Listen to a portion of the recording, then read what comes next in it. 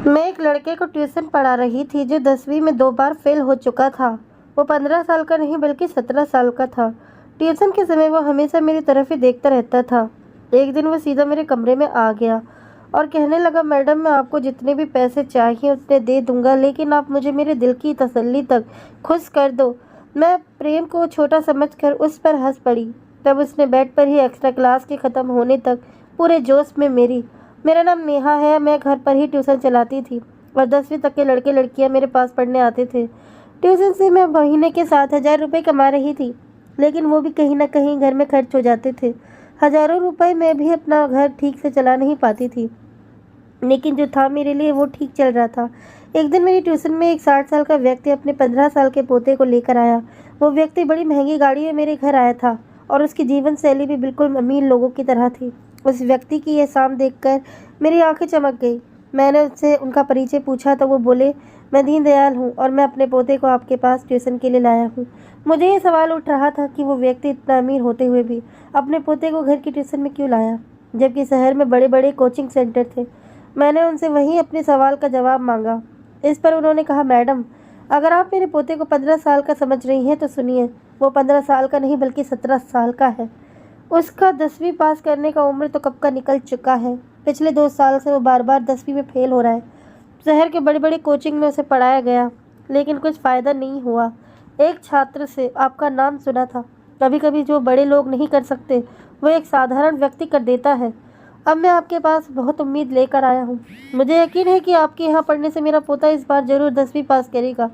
दीनदयाल की बातों में मुझे सच्चाई नजर आई और मैं उनके पोते को एडमिशन कर लिया। उस दिन से ही वो मेरे पास पढ़ने आया था। मैं बाकी छात्रों से महीने के 2,000 लिया करती थी, लेकिन दीनदयाल से मैं उनके पोते की ट्यूशन फीस 3,000 बताई। इस दिन से उन्होंने उसे मेरे पास ट्यूशन के लिए छोड़ दिया। उसके लिए तो 3,000 मामूली बात थी, क्योंकि बाकी माता पिता की तरह उन्होंने पैसे देने में कोई झंझट नहीं की थी। पहले ही दिन उन्होंने मुझे पूरे महीने की फ़ीस दे दी थी। पहले दिन जब मैं अमन को पढ़ना शुरू किया तो वो पढ़ाई में बहुत कमज़ोर दिखा। उसका ध्यान पढ़ाई छोड़कर कहीं और था। 2 दिन तक यही चलता रहा। तीसरे दिन दीनदयाल अपने पोते को पढ़ाई के बारे में पूछने ट्यूशन में आए। मैंने उनसे कहा, आपका पोता पढ़ाई में बहुत कमज़ोर है, मुझे उस पर अतिरिक्त मेहनत करनी पड़ेगी और इसके लिए फ़ीस भी ज़्यादा लगेगी। 3,000 में काम नहीं चलेगा, आपके पोते पर ज़्यादा ध्यान देना पड़ेगा। किसी लिए आपको महीने के 10,000 देने होंगे। दीनदयाल ने कहा, 10,000 की जगह मैं तुम्हें 20,000 रुपये दूंगा, लेकिन इस साल मेरा पोता 10वीं पास होना चाहिए। अब मैं अतिरिक्त पैसे ले रही थी, इसीलिए मैंने अतिरिक्त क्लास के लिए भी हाँ कर दी। दोपहर 2 बजे से 3 बजे तक बाकी सारे छात्र ट्यूशन ख़त्म करके अपने अपने घर चले जाते थे, लेकिन अमन 3 बजे के बाद भी शाम के 5 बजे तक अकेला ट्यूशन में रुकता था। एक दिन जब सारे छात्र चले गए तो मैं थोड़ा आराम करने के लिए किचन में पानी पीने चली गई। जब मैं किचन से बाहर आई तो मैंने देखा कि अमन का मोबाइल चला रहा था। जैसे ही मैंने उसके हाथ से मोबाइल देखा, मैंने उससे मोबाइल ले लिया। उसके पास जो मोबाइल था वो साधारण नहीं था, बल्कि बहुत महंगा फ़ोन था। 17 साल की लड़के के हाथ पर 1.5 साल का फ़ोन देखकर मेरी आंखें चमक गई। अमन बहुत ज़िद्दी था, यह मुझे उस दिन समझ में आया जब मैं उसके हाथ से मोबाइल वापस लिया। मोबाइल वापस देने के लिए जिद करने लगा। इसे खिंचातानी में मेरी ओढ़नी नीचे गिर गई और अमन की नज़र अचानक गलत जगह पर टिकी। उसकी नज़र को समझते ही मैंने उससे उसका मोबाइल वापस दिया और तुरंत अपनी ओढ़नी संभाली। मैं अमन को छोटा समझती थी, लेकिन उसमें बच्चों जैसा कोई अंश नज़र नहीं आया था। मैंने उसे उसका मोबाइल दे दिया और उसके बाद उसे कुछ नहीं कहा। मैंने उससे कहा, ट्यूशन ख़त्म हो गई, अब घर जाओ। तब वो मेरे पास आकर बैठ गया और बोला, टीचर मुझे गलती हो गई। बोलते बोलते उसने मेरा हाथ अपने हाथ में ले लिया। उसका स्पर्श मुझे किसी बड़े व्यक्ति की तरह महसूस हुआ। वो मेरे पास बैठा था। तभी मेरा पति घर आया। मेरे पति ने हमारी ओर ज़्यादा ध्यान नहीं दिया, क्योंकि वो अमन को एक छोटा लड़का समझता था। जब अरमान घर पर आया तो मैंने उसका उतरा हुआ चेहरा देखा। मैंने अमन से कहा, मुझे तुमसे कोई नाराज़गी नहीं, अब तुम घर जाओ, ट्यूशन का समय ख़त्म हो गया है। अमन ने मेरा हाथ छोड़ा और मैं अपने कमरे में चली गई। मैं अरमान से पूछा, अरमान क्या हुआ, तुम्हारा चेहरा इतना उतरा हुआ क्यों है?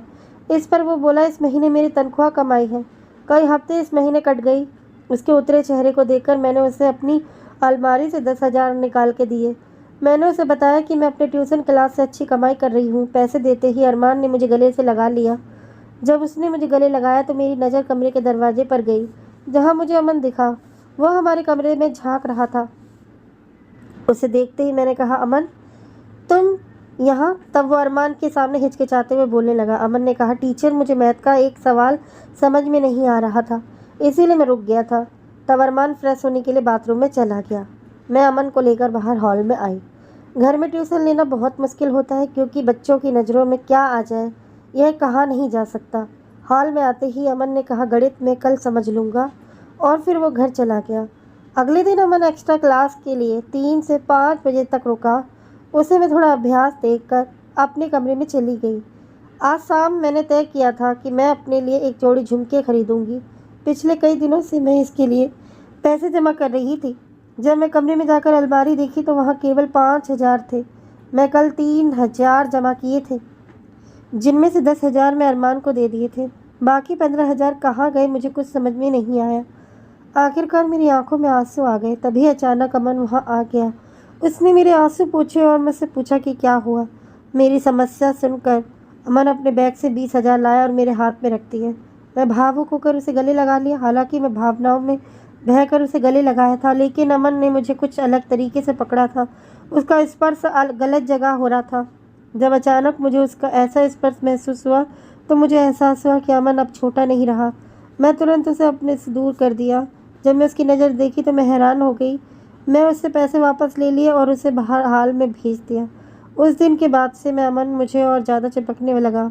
वो मुझसे हंसकर और खेलकर बात करने लगा था। ऐसे ही दिन बीते गए। कुछ दिन बाद जब मुझे फिर से पैसों की ज़रूरत पड़ी, अमन की नज़र फिर से फिसल गई। वो मुझे ऐसी जगह घूर रहा था कि मुझे अपने दुपट्टे का भी ध्यान नहीं रहा। मेरी नज़र अमन पर थी। वो पुरुष जो स्त्री के नखरे उठाता है और उसे खुश रखता है, उसी के साथ समय बिताने की स्त्री की इच्छा होती है। पिछले कुछ दिनों से मैंने अपने पति को खुद से दूर रखा था, क्योंकि वो मेरी ज़रूरतें पूरी नहीं कर पा रहा था। इसीलिए उसे मेरे साथ समय बिताने का भी हक नहीं था। जब मैं अपना दुपट्टा ठीक करना शुरू किया तो अमन ने मुझे अपना एटीएम कार्ड दे दिया। उसका इरादा यही था कि मैं अपना दुपट्टा ठीक ना करूं। मेरी सुंदरता देखकर वो मेरी मदद कर रहा था। वो मुझे समझ में आ गया था। धीरे धीरे मैंने उसे अपने प्रेम के जाल में फंसाना शुरू कर दिया। अब उसका ध्यान पढ़ाई से हटकर मुझ पर ज़्यादा था। मुझे भी इसका ध्यान अपनी ओर से हटाने नहीं देना था। एक दिन शाम को अमन के दादाजी उसे लेने आए थे। उन्होंने कहा, आपके पास में अमन की ट्यूशन लगाकर सही निर्णय लिया है, क्योंकि उसे ट्यूशन में आने की बहुत ज़्यादा चाहत होती है। अमन को पढ़ाई की चाहत भी या किसी और चीज़ की, ये उसके दादाजी को नहीं पता था। एक बार अमन ने मुझसे कहा, टीचर आप साड़ी से भी ज़्यादा अच्छे छोटे कपड़ों में लगोगी। तब एक्स्ट्रा क्लास के समय अमन मुझे शॉपिंग के लिए मॉल में ले गया। उसने मुझे बहुत महंगे कपड़े खरीद कर दिए। मैंने उससे कहा, तुम इतना का पैसा खर्च कर रहे हो, अगर तुम्हारे दादाजी को पता चलेगा तो। इस पर अमन ने कहा, अगर दादाजी को पता चला कि मैं कितना पैसा खर्च कर रहा हूँ तो भी वो मुझे कुछ नहीं कहेंगे, क्योंकि मेरे खर्चे के लिए वो खुद पैसे मेरे अकाउंट में डालते हैं। दादाजी मुझे 50,000 पॉकेट मनी देते हैं और पिछले कई सालों से मेरे अकाउंट में काफ़ी पैसे जमा हो चुके हैं। मैं आज तक किसी पर भी खर्च नहीं किया और अब तुम कर रहा हूँ। अमन का जवाब सुनकर मेरी आंखें फटी की फटी रह गई। यहाँ मुझे महीना भर काम करने पर भी पूरे 30,000 नहीं मिलते थे और अमन की पॉकेट मनी ही 5,000 थी। उसके पॉकेट मनी होने के बावजूद अब मैं उसे पैसे पर अपना अधिकार जमा रही थी। इस पर से अमन मेरी इच्छा पूरी कर रहा था। उस दिन मॉल में 2 घंटे घूमने के बाद मैं बहुत थक गई थी। घर आते ही मैं आराम किया और फिर अपने कमरे में बाल सुखाने लगी। तभी अमन मेरे कमरे में आ गया। मुझे बाथ गाउन में देखकर वो पूरी तरह से होश खो बैठा। मेरे पास आकर वो मेरे शरीर पर हाथ फेरने लगा। मैंने उसे खुद से दूर किया तो उसने मुझे ज़ोर से अपनी ओर खींचा। अमन ने कहा, टीचर मैं आपको जो चाहिए वो दे रहा हूँ, तो आपको भी मुझे जो चाहिए वो देना चाहिए। अमन ने मुझे अपनी अनुचित इच्छा व्यक्त की। पिछले कुछ दिनों से वो मुझे अनजाने में अजीब ढंग से छूता था और मुझे अजीब तरीके से देखता था, लेकिन मैंने उसे कभी कुछ नहीं कहा। अब अचानक उसने अपनी अनुचित इच्छा जाहिर कर दी थी। मैं अमन से कहा, अगर मैं तुम्हें मना कर दूं तो इस पर उसने कहा, तो मैं तुमसे दूर चला जाऊंगा। जब मुझे समझ आया कि अमन मेरे से दूर जाएगा तो मुझे उससे मिलने वाली आर्थिक मदद और मेरा घर सब कुछ बंद हो जाएगा, तब मैं घबरा गई। मुझे पैसों की बहुत ज़रूरत थी। मेरे पति की 30,000 की सैलरी में कुछ भी पूरा नहीं हो पाता था। हमारे 14 साल के बेटे को भी हमने पढ़ाई के लिए उसकी मामी के पास छोड़ रखा था और उसकी पढ़ाई के पैसे भी हमें बीच बीच में भेजने पड़ते थे। यह सब सोच विचार करके मेरे अरमान को छोड़ दिया और अमन को वो सब कुछ देने के लिए तैयार हो गई जो वह चाहता था। मुझे लगा कि अमन को इन सब बातों की ज़्यादा जानकारी नहीं होगी और वो क्या कर लेगा, लेकिन वो मेरे पास आया तो उसने किसी अनुभवी व्यक्ति की तरह मेरे साथ समय बिताना शुरू कर दिया। मैं अमन को छोटा समझ रही थी, लेकिन वो बिल्कुल भी छोटा नहीं था। अब वो हर रोज़ एक्स्ट्रा क्लासेस के समय मेरे साथ समय बिताने लगा था। इसी तरह 2-3 दिन गुजर गए। एक दिन मैं अमन के पास ऐसी गोलियां देखी जो नहीं होनी चाहिए थी। मैंने उससे पूछा कि उसने यह ताकत बढ़ाने वाली गोलियां कहाँ से लाई, तो उसने कहा, पैसा फेंको तो सब कुछ मिलता है, जैसे तुम मुझे मिली हो। अमन के यह शब्द सुनने में अजीब लगे, लेकिन मुझे पैसों की ज़रूरत थी, इसीलिए मैंने उसकी बातों पर ध्यान नहीं दिया। मेरे साथ समय बिताने से पहले अक्सर उन गोलियों का सेवन करता था। मैंने कई बार उसे वो गोलियां लेने से मना किया, लेकिन एक बार जब वो बिना गोलियां लिए मेरे साथ समय बिताने आया तो उसने खुद को कमज़ोर महसूस किया। अमन खुद को बड़ा समझता था और यह दिखाने के लिए वह सब कुछ कर सकता है, वह उन ताकतवर गोलियों का सेवन करता था। उस दिन अमन को चक्कर आ रहे थे, फिर भी उसने मेरे साथ समय बिताने में कोई झिझक नहीं दिखाई। अमन मेरी हर ज़रूरत को पूरा कर रहा था और मैं उसे वो सुख दे रही थी जो वो चाहता था। इन सारी बातों की मेरे पति अरमान को ज़रा भी खबर नहीं थी। मैंने अरमान से ये कह रखा था कि मेरे पास 2-3 कमज़ोर छात्र हैं जिनकी मैं पढ़ाई में मदद कर रही हूँ। उसके माता पिता ने उस लड़के की ट्यूशन करने के लिए मुझे 10,000 रुपये फ़ीस दी थी। इस सोच से अरमान सोचता कि उसे ही फ़ायदा हो रहा है। उसे मेरे और अमन के भी रिश्ते के बारे में ज़रा भी जानकारी नहीं थी। एक दिन मेरे मोबाइल पर मेरी बहन का फ़ोन आया। सुनीता ने मुझे फ़ोन पर जो कुछ बताया, उसे सुनकर तो जैसे मेरे पैरों तले से ज़मीन खिसक गई। जब उसका फ़ोन आया तब मैं अमन के साथ अपने प्रेम में थी। अमन को चक्कर आ रहे थे और वो मेरी बिस्तर पर पड़ा हुआ था। मेरी बहन की बात सुनते ही मैं अमन को खुद से अलग किया। सुनीता ने कहा, नेहा, अपने बेटे को अभी के अभी यहाँ से ले जाओ। तुम्हारी स्थिति को ध्यान में रखकर मैंने उसे पढ़ा रही थी, लेकिन उसने ऐसा काम किया है जिससे मेरी इज्जत पर दाग लग गया है। सिद्ध जहाँ ट्यूशन पढ़ने जाता था, वहाँ उसने अपनी ट्यूशन टीचर पर बुरी नज़र डाली थी, इसीलिए मेरी बहन मुझे घर छोड़ने जा रही थी।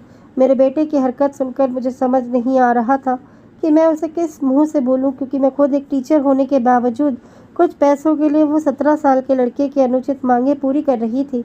उस दिन मुझे समझ आया कि अगर मैं यह समय रहते अगर अमन को यह सारी बातों के लिए मना कर दिया होता और उसे बिना वजह अपने प्रेम के जाल में ना फंसाया होता, तो आज मेरे बेटे ने ऐसा कुछ नहीं किया होता। सिद्ध ने जो किया वो मेरी ही गलतियों का परिणाम था। मुझे गलती का एहसास करने के लिए ही शायद ये सब हुआ। उस दिन मैं अमन द्वारा दिए गए सारे गिफ्ट पैसे से वापस कर दिए और उसे मेरी ट्यूशन में आने से सख्त मना कर दिया। अमन द्वारा ली जा रही दवाओं का बुरा असर दिखने लगा था, इसीलिए उसने सबसे बाहर निकलने का फैसला किया था। उसको यह एहसास हो गया था कि उसने बहुत कम उम्र में एक बहुत बड़ी गलती की थी। उस दिन के बाद से उसने पढ़ाई पर ध्यान देना शुरू कर दिया। मैं ट्यूशन पढ़ाना बंद कर दिया था, क्योंकि पिछले महीने में मैंने जो कुछ भी किया था उसका मुझे बहुत पछतावा था। मैं उस बारे में अपने पति से कुछ नहीं कह सकती थी और ना ही मैं अपने 14 साल के बेटे से नज़रें मिला सकती थी। सिद्ध ने जो किया था वो गलत था, लेकिन मैं उसे किस मुंह से डांटूं, यह मुझे समझ नहीं आ रहा था।